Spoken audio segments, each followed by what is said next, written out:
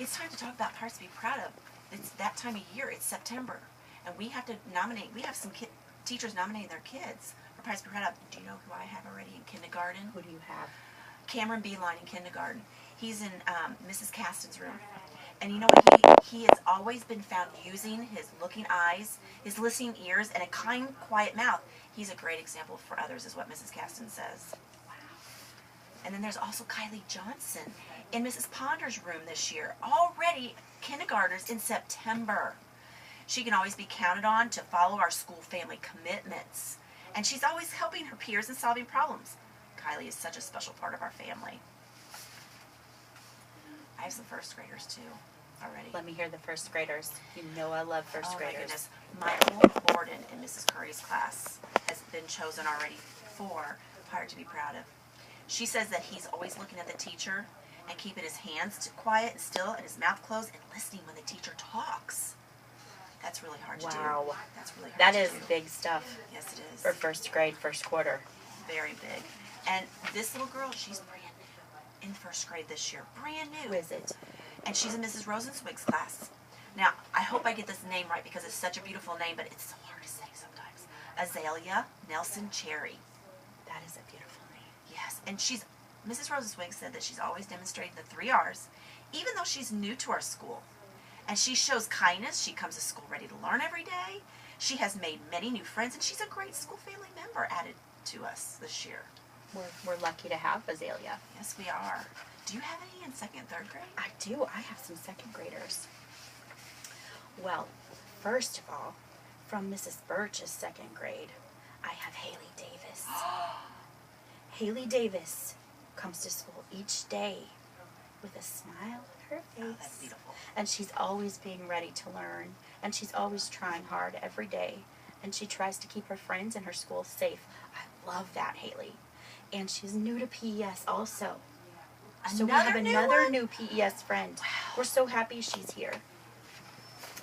I have another 2nd grade friend from Mrs. Garrickson's classroom, Anthony Hernandez Chavez.